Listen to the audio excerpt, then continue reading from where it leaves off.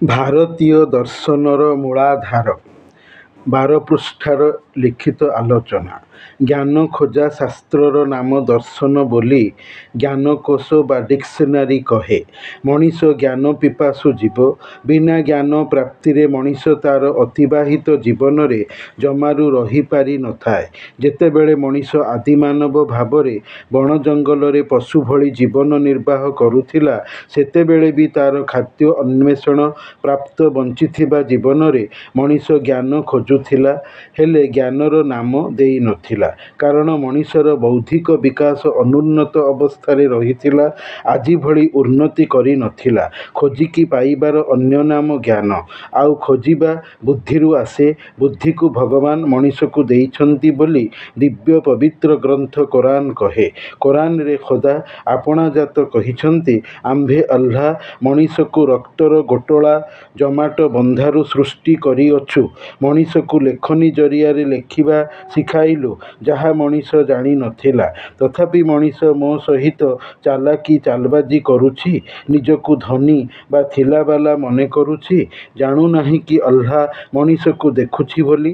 ଯଦି ମଣିଷ ନିଜକୁ ସୁଧାରି ନ ନେଲା, ତେବେ ଆମ୍ଭେ ଅଲ୍ଲାହ ଜରୁର ମଣିଷର କପାଳର କେଶଗୁଚ୍ଛକୁ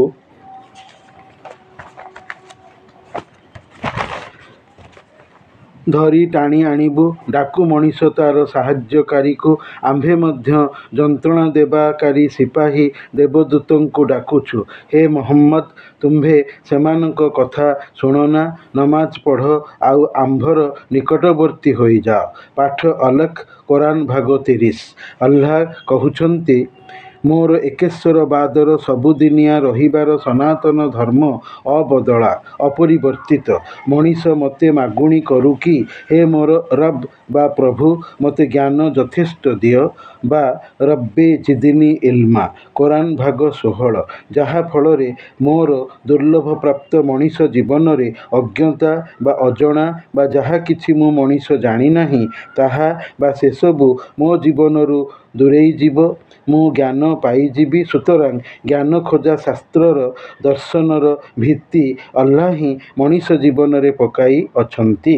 କାରଣ ଯେତେବେଳେ ମାନବ ଜାତିର ପିତା, ମାନବ ଜାତିର ମାତା ଆଦମ ଏବଂ ହୱା ଶୈତାନ ବା ଇବ୍ଲିସର ଫୁସୁଲାଇବା ବହଲାଇବା, ତାର ପ୍ରଲୋଭନ ଆକର୍ଷଣରେ ଆସି ଖୋଦା ମନା କରିଥିବା, ବାରଣ କରିଥିବା ନିଷିଦ୍ଧ ଗଛର ଫଳ ସ୍ୱର୍ଗ ଉଦ୍ୟାନ ନନ୍ଦନବନରେ ଥାଇକରି ଭକ୍ଷଣ କରିଦେଇଥିଲେ, ଚାଖି ଦେଇଥିଲେ, ଆଉ ଅଲ୍ଲାହଙ୍କର ଆଦେଶ ଓ ଇଚ୍ଛାରେ ଦୁହିଁଙ୍କ ଦେହରୁ ସ୍ୱର୍ଗବସ୍ତ୍ରର ଲୁଗା ଆପଣାଛାଏଁ ଓହ୍ଲାଇ ଆଦମ ଓ ହୱାଙ୍କୁ ଦୁହିଁଙ୍କୁ ଲଙ୍ଗଳା କରାଇ ଦେଇଥିଲା।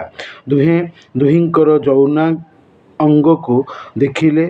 ଅଲ୍ଲାହ ଲିଙ୍ଗ ଚିନ୍ତା ବା ସେକ୍ସ ଚିନ୍ତା ଦୁହିଁଙ୍କ ମନରେ ଆଣିବାରୁ ମାନବ ସଭ୍ୟତାର ବିକାଶ ଘଟିଲା। ଲଜ୍ଜାବନତ ଦୁହେଁ ଜନ୍ନତ ବା ବୈକୁଣ୍ଠର ଗଛର ପତ୍ରରେ ନିଜର ଲଜ୍ଜାଙ୍ଗକୁ ଘୋଡ଼ାଇ ଦେଇଥିଲେ, ଚପାଇ ଦେଇଥିଲେ। ସେତେବେଳେ ମଣିଷଠାରେ ଏବେର ଦର୍ଶନଶାସ୍ତ୍ର ନଥିଲା। ପୁଣି ଲଜ୍ଜାବନତ ହେବାର ଜ୍ଞାନ ଅଲ୍ଲାହ ହିଁ ଦୁହିଁଙ୍କ ମନରେ ଦେଇଥିଲା।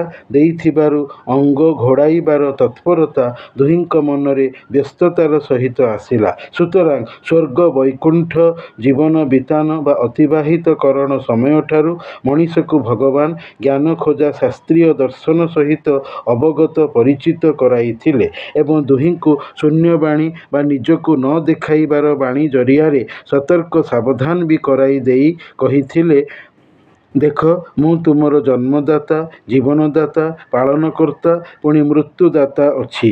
ମୋ କଥା, ମୋର ଆଦେଶ ନ ମାନିଲେ, ହେ ଆଦମ ଓ ହୱା, ତୁମେ ଦୁହେଁ ଆଜି ତ ସ୍ୱର୍ଗରୁ ମୁଁ ତୁମକୁ ଅଲ୍ଲାହ ଫୋପାଡ଼ିବା ରୀତିରେ ତଡ଼ିଦେଲି। ଆଗାମୀ ସମୟରେ ମଧ୍ୟ ମୋର ତୁମର ଜନ୍ମଦାତାର ଆଦେଶକୁ ଖିଲାଫ କଲେ, ମନରେ ନ ମାନିଲେ କଠୋର ଦଣ୍ଡରେ ଦଣ୍ଡିତ କରିବି। ଏହା ମୋର ଅଲ୍ଲାହର ତୁମଠାରେ ୱାଦା, ସଂକଳ୍ପ, କରାର ରହିଲା। ଏହାକୁ ନିଘା କରି ସଂସାରର ତୁମର ପ୍ରଥମ ଇହଜୀବନ ବିତାଅ।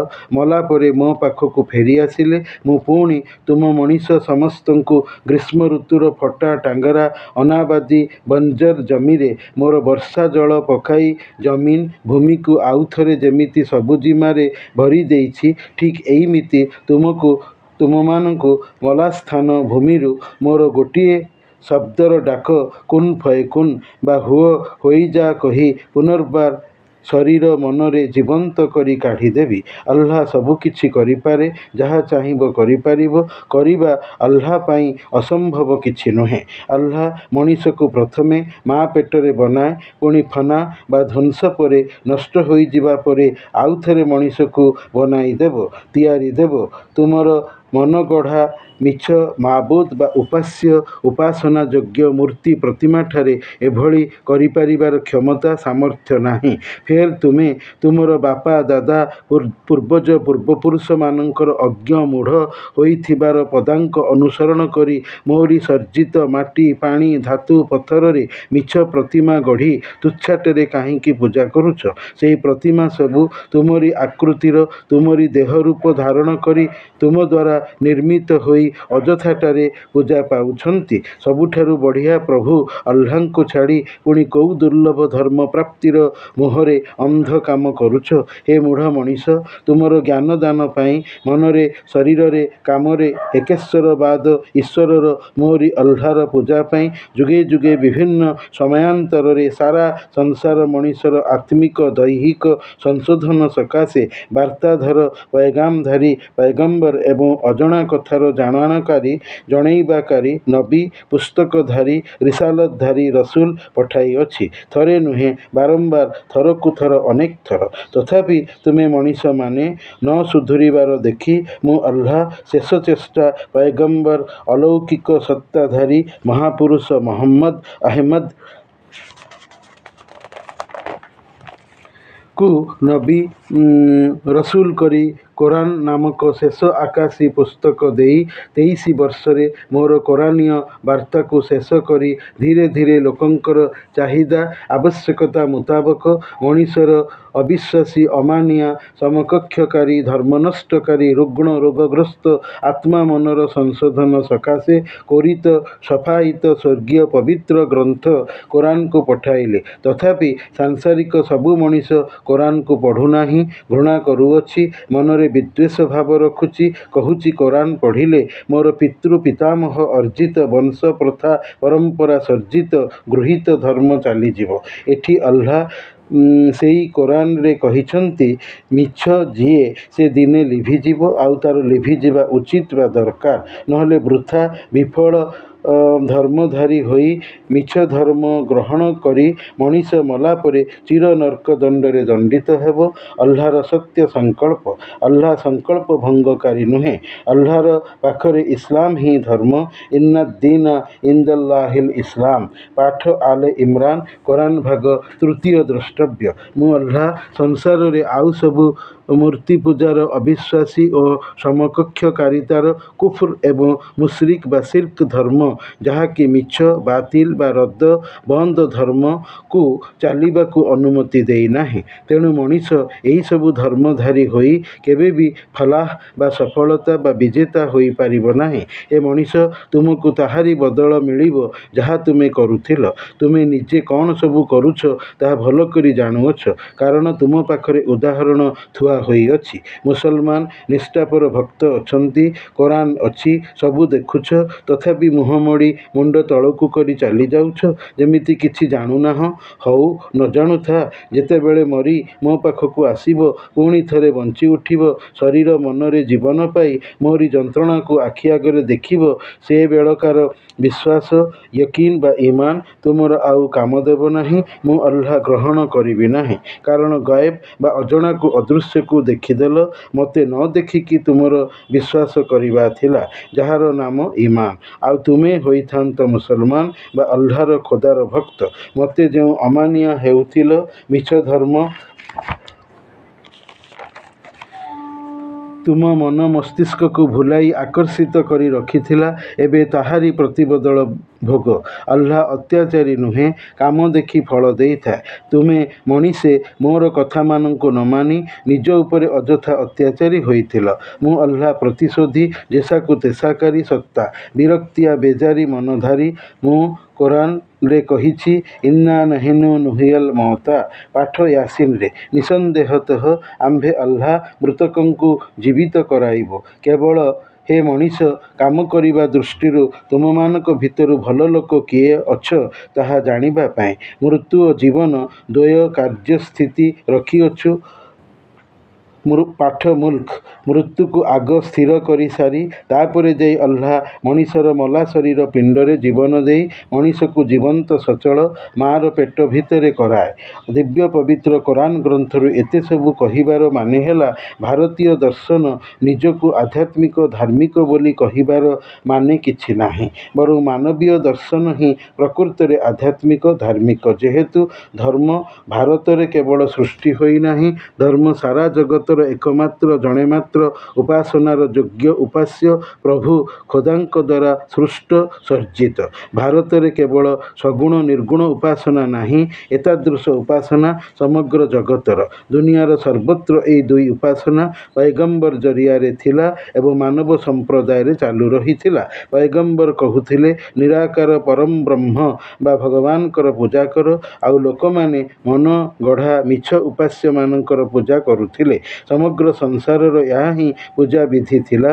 କୋରାନ ଆଲ୍ଲାହ ପ୍ରଣୀତ ପ୍ରବର୍ତ୍ତିତ ସାରା ଜଗତ ମଣିଷର ଆତ୍ମିକ ସୁଧାର ପାଇଁ ସଦ୍ଜ୍ଞାନ ବା ହେଦାୟତ ଦିଗ୍ଦର୍ଶନ ନିମିତ୍ତ ଏକ ଖୋଲା ମୁକ୍ତ ଧାର୍ମିକ ସାମାଜିକ ଐତିହାସିକ ମନସ୍ତାତ୍ତ୍ୱିକ ନୃତତ୍ତ୍ୱ ଅର୍ଥଶାସ୍ତ୍ର ସବୁ କିଛିର ଚିପୁଡ଼ା ଜ୍ଞାନଶାସ୍ତ୍ରିକ ଦର୍ଶନ ଗ୍ରନ୍ଥ।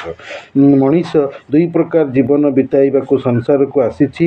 ପ୍ରଥମଟି ବାସସ୍ଥାନିକ, ଦ୍ୱିତୀୟଟି ଧାର୍ମିକ। ଆଉ ମଣିଷର ଏତାଦୃଶ ଦୁଇ ଜୀବନ ଧାରଣ ଏହି ମାନବୀୟ ବିଶାଳ ବିରାଟ ବିପୁଳ ନଶ୍ୱର ସଂସାରରେ ହିଁ ସାଧିତ ହୋଇଥାଏ। ଭାରତ ଯାହାର ଅନ୍ୟ ଏକ ଭୌଗୋଳିକ ସୀମାରେଖା ପ୍ରାପ୍ତ ଭୂଖଣ୍ଡର ନାମାୟିତ ସ୍ୱତନ୍ତ୍ରତା ବିଶେଷତା। ନହେଲେ ଭାରତର ଯେଉଁ ଦର୍ଶନ ଧାର୍ମିକ ଆଧ୍ୟାତ୍ମିକ ବୋଲି ନିଜକୁ କହୁଛି, ସେଥିରେ ବିଶ୍ୱ ଧାର୍ମିକ ଦର୍ଶନର ସଗୁଣ ନିର୍ଗୁଣ ଈଶ୍ୱରୀୟ ଉପାସନାର ଦୁଇ ଧାର୍ମିକ କାର୍ଯ୍ୟକଳାପର ସମନ୍ୱିତ ଚିନ୍ତାଧାରା ପ୍ରଭାବିତ ଅଛି। ହେଲେ ମୁସଲମାନୀୟ ରାଷ୍ଟ୍ର ଦେଶ ଭୌଗୋଳିକ ଭୂଖଣ୍ଡ ରାଜି ନିର୍ଗୁଣ ହୋଇ ଅଛନ୍ତି। ଭାରତ ସଗୁଣତା ମଧ୍ୟରେ ରହିଯାଇଛି। ଆର୍ଯ୍ୟ ବିଦେଶାଗତ ଜାତି, ଏମାନେ ଭାରତୀୟ ନୁହନ୍ତି। ରାଜା ଭରତଙ୍କ ନାମାନୁସାରେ ଜମ୍ବୁଦ୍ୱୀପର ନାମ ଭାରତ ହୋଇଅଛି, ଇତିହାସ କହେ। ତଥାପି ଏହାର ଭୂମିଖଣ୍ଡ ବା ଭୌଗୋଳିକ ସୀମାରେଖାରେ ଆଲ୍ଲାହଙ୍କର ଭୂମି ଚଉଡ଼ା ବିସ୍ତୃତ ହୋଇ ପଡ଼ିଛି। ଆଲ୍ଲାହ କୋରାନରେ କହିଛନ୍ତି, ମୋର ଭୂମି ଓସି ବା କ'ଣ ଚଉଡ଼ା ନୁହେଁ ମଣିଷର ବସତି ପାଇଁ। ଏଥିରୁ ମଣିଷ ଅନୁମାନ କରୁ, ଭାରତୀୟ ମେରା ଭାରତ ମହାନର ଏ ଦୟାର ମାନବିକତାର ଆଧ୍ୟାତ୍ମିକ ଅନୁସରଣର ଦେଶର ଭୂମିର ପ୍ରକୃତ ଦାତା କିଏ? କ'ଣ ଆଲ୍ଲାହ ନୁହନ୍ତି? ଆଲ୍ଲାହ କହିଛନ୍ତି, ସବୁ କିଛିରେ ମୋର ସାକ୍ଷ୍ୟଦାନ ମଣିଷ ପାଇଁ କ'ଣ ଯଥେଷ୍ଟ ନୁହେଁ? ତଥାପି ମଣିଷର ମୋ ପ୍ରତି ଅବିଶ୍ୱାସ ଓ ସମକକ୍ଷକାରିତା ଧାର୍ମିକ ଅପଚାର ମୋତେ ବିରକ୍ତିଆ ବେଜାରି କରାଏ। ମୁଁ ଧୈର୍ଯ୍ୟ ଧରି ମଣିଷର ମୃତ୍ୟୁକାଳ ଗଣୁଅଛି କି ତାହା କେବେ ସରିବ? କଥାକୁ ଆହୁରି ଆଗକୁ ନ ବଢ଼ାଇ ଏତିକି କହିଲେ ଯଥେଷ୍ଟ ହେବ କି ଯେ ଭାରତୀୟ ଦର୍ଶନ ଧର୍ମଭିତ୍ତିକ ମାତ୍ର ନୁହେଁ, ତାହା ବିଶ୍ୱଧର୍ମୀୟ ଦର୍ଶନର ଏକାଂଶ ବା ଅପର ଅନ୍ୟତମ ଭଗ୍ନାଂଶ, ଯେଉଁଥିରେ ବୈଦିକ ଧର୍ମ, ବୈଷ୍ଣବ ଧର୍ମ, ଜୈନ ଧର୍ମ, ବୌଦ୍ଧ ଧର୍ମ, ସାଂଖ୍ୟ ଧର୍ମ, ଯୋଗ ସାଧନାର ଧର୍ମ ରହିଛି। ଆଉ ସବୁଥିରେ କ୍ରମଶଃ ପୌତ୍ତଳିକ ପ୍ରଥା ପଶିଛି। ଯେମିତି ଆରବ ଭୂମିରେ ପଶିଥିଲା। କାବା ଗୃହରେ 360ଟି ବୁତ୍ ବା ପ୍ରତିମା ପୂଜିତ ହେଉଥିଲେ। ବାବିଲୋନ ସହରରେ ପୈଗମ୍ବର ଇବ୍ରାହିମ କିଛି ମୂର୍ତ୍ତିଙ୍କୁ ଭାଙ୍ଗିଥିବାର ବିବରଣୀ କୋରାନର 17 ଭାଗ ପ୍ରମାଣ ଦେଇଅଛି। ଜୋର୍ଡାନ ଦେଶରେ 7-8 ଜଣ ଆଲ୍ଲାହ ପ୍ରେମୀ ଯୁବ ଜନତା ପୌତ୍ତଳିକ ପୂଜାର ପ୍ରଥାରେ ବିରକ୍ତ ହୋଇ ତତ୍କାଳୀନ ସେମାନଙ୍କର ରାଜା ଦକିଆନୁସ ଠାରୁ ଏକ ଦୂରେଇ ଯାଇ ଏକ ଗୁମ୍ଫାରେ ଆଶ୍ରା ପାଇ 300ରୁ ଅଧିକ ବର୍ଷର ଗଭୀର ନିଦ୍ରାରେ ଶୋଇ ରହିଥିବାର ବିବରଣୀ କୋରାନର କହଫ ବା ଗୁମ୍ଫା ପାଠ ପାଠକଙ୍କୁ ଶୁଣାଏ। ତେଣୁ ଅଲ୍ଲାହ ଆଲେମୁଲ ଗାଇବି ଓ ଶାହାଦତି ବା ଖୋଦା ଜଗତର ସବୁ ଗୁପ୍ତ କଥାର ଜାଣକାରୀ ଓ ପରମ ସାକ୍ଷ୍ୟଦାତା ବୋଲି ନିଜକୁ କହି ସେ ଯେ ପରମ ଐତିହାସିକ ଏହା ତାଙ୍କର କୋରାନ ଜଣାଏ। ସେଥିପାଇଁ କୋରାନ ଖାଲି ଧର୍ମଗ୍ରନ୍ଥ ନୁହେଁ ଅପିତୁ ଶ୍ରେଷ୍ଠ ଶେଷ ଐତିହାସିକ ଗ୍ରନ୍ଥ ବିଶେଷ ମଧ୍ୟ। ବୁତ ପରସ୍ତିସ୍ ବା ମୂର୍ତ୍ତି ପୂଜାର ପୌତ୍ତଳିକ ଧର୍ମ ବିଶ୍ୱକୈନ୍ଦ୍ରିକ କେବଳ ଭାରତୀୟ ଦର୍ଶନର ଧର୍ମଭିତ୍ତିକତାର ନୁହେଁ, ଯାହାର ସାକ୍ଷ୍ୟ କୋରାନ ଦିଏ। ପାଠକ କୋରାନ ପଢ଼ିକି ଜାଣିପାରନ୍ତି।